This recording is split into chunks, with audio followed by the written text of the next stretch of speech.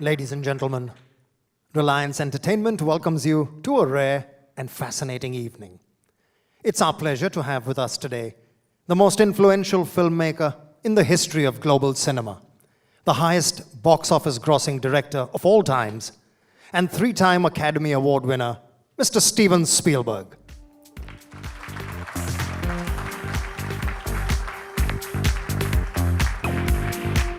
In conversation with one of the greatest actors in the history of Indian cinema and one of our finest intellectual minds, Mr. Amitabh Bachchan.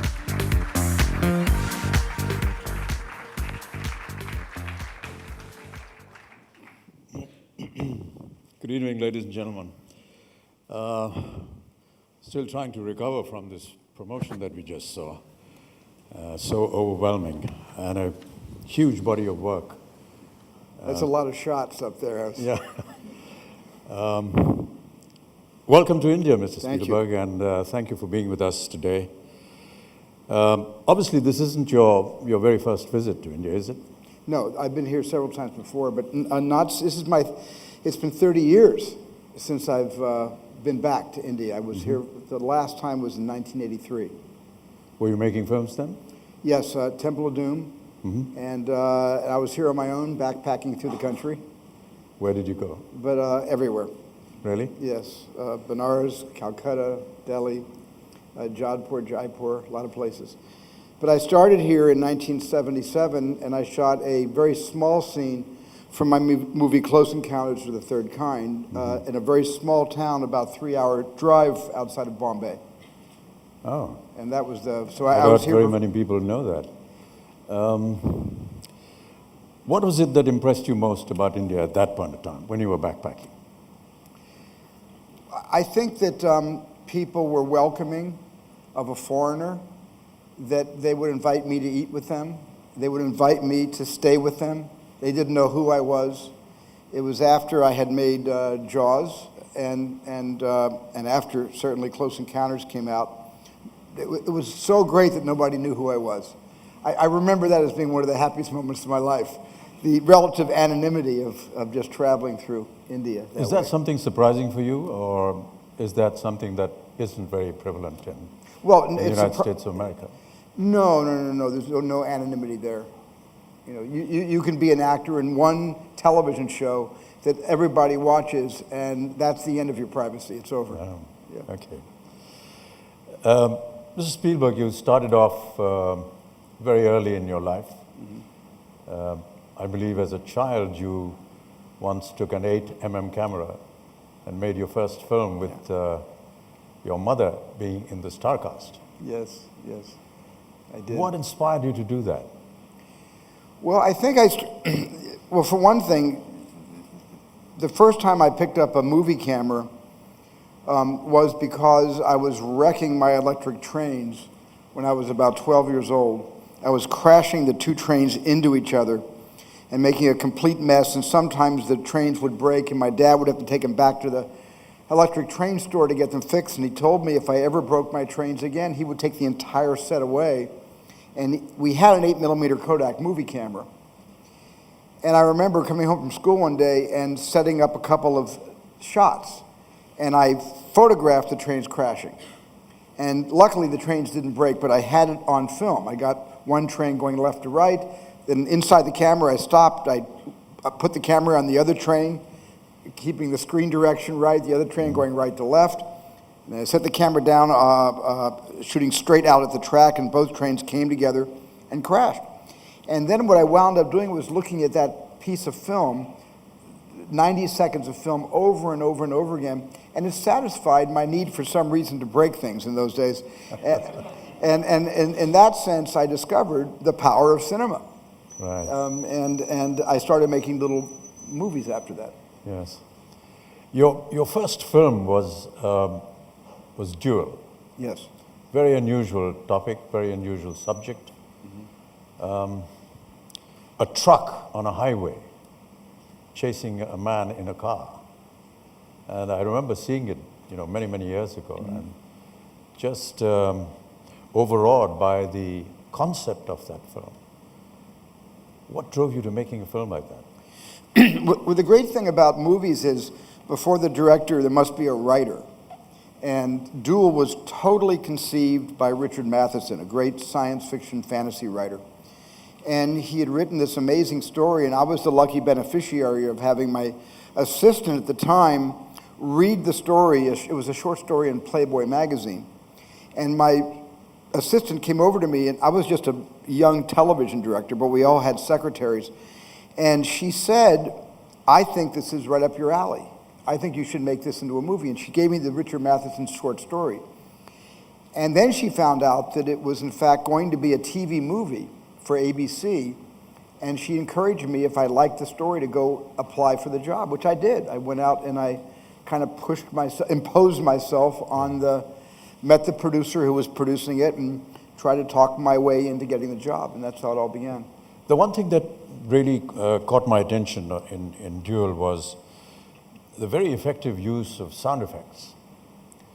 Every time the truck would appear, there would be just the sound of the truck, which was almost frightening, the way it was cut. Was that deliberate? Well, the truck, had a presence that was very important. I really thought it was a monster movie. I mean, I approached it like a Japanese Toho monster movie. Instead of Godzilla, I had this 18-wheeler, obviously empty because it didn't blow up at the end, tanker truck. And there was something about creating a kind of oral threat to it, a real, auditory menace. And so we had some really young and new sound effects artists working in television at Universal at the time, who came up with a leitmotif to give the truck a kind of personality through just sound effects. So a lot of the truck is a sense of the vibration, a very low bass whenever the truck came by. Yes. They recorded the truck going by all the time, but then they did some doctoring to the sound and got the truck in a much lower, deeper register. You've always had a desire to do something different all the time. Whether it's a duel, whether it's a shark or an extraterrestrial being. How do you make these decisions on doing something different? Well, I think what happens is, I don't go... A lot of the actors actually are being threatened by this. I hope you know that. Well, as I've Because aged... the greatest remembrance that all actors are going to, think of is that, the best actors is a fish, a robot, and somebody from outer space. Yes, but as I move beyond middle age into that unspecified period of time, I've actually turned to actors to save my career. So I turned to Daniel Day-Lewis, I turned to Tom Hanks, I turned to Leonardo DiCaprio. So I have made my case with the actors to make more actor-based films. But when I was first starting out, I love big, high-concept movies. I like the idea. If the idea made me want to see the movie, then I wanted to figure out how can you write to that idea and really put it on display.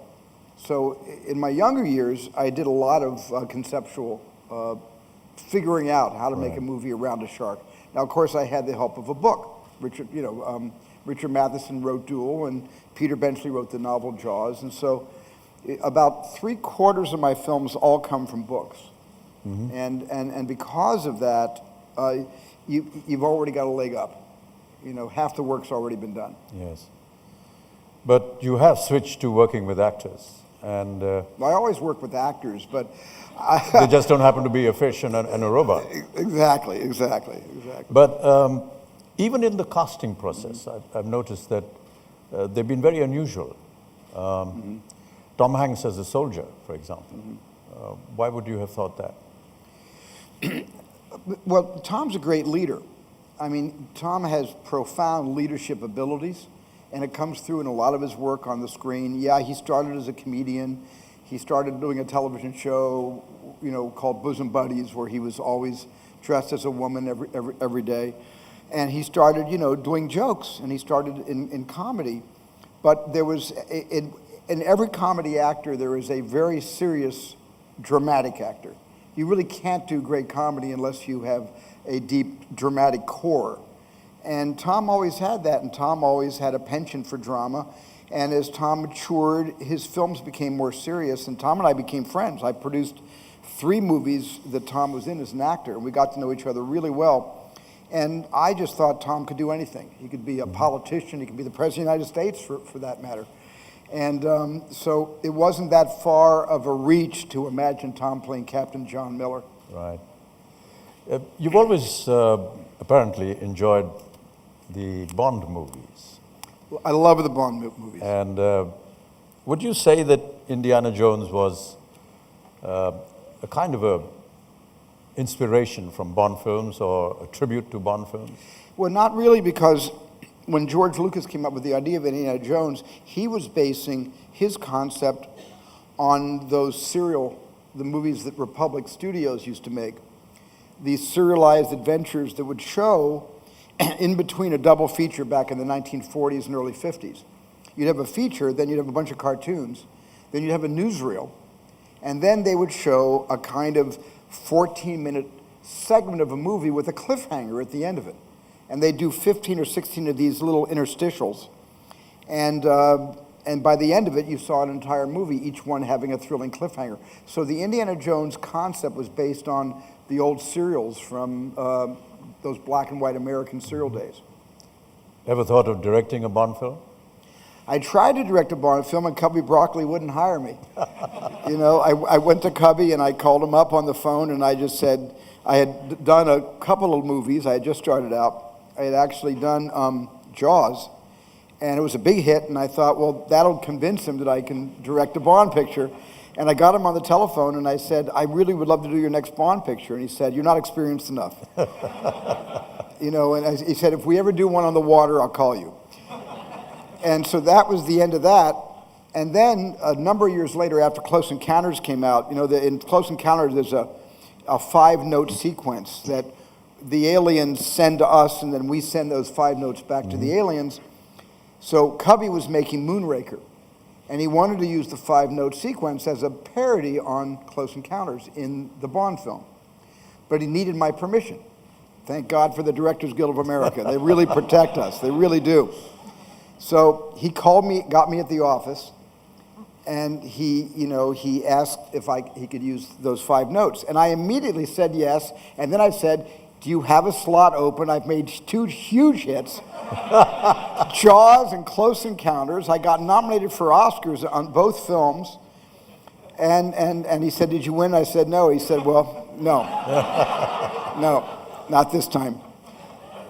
Later, I'm making a movie in 1986. I was the second unit director, and I produced a movie which I wrote the story. Dick Donner was the director. It was called The Goonies. Mm-hmm. And in the film, a kid who loved the James Bond films plays the James Bond theme on a little ghetto blaster he's wearing around his neck, across his chest. But I needed the rights to the Bond theme. And I had given Cubby Broccoli the rights to my 5 notes, so I called Cubby on the phone. I said, I'm making this little picture. There's a really nice homage to James Bond. This kid comes flying in on a bungee cord, and he lands in this room, and he's playing the James Bond theme. And can I get the rights? And Cubby said, no.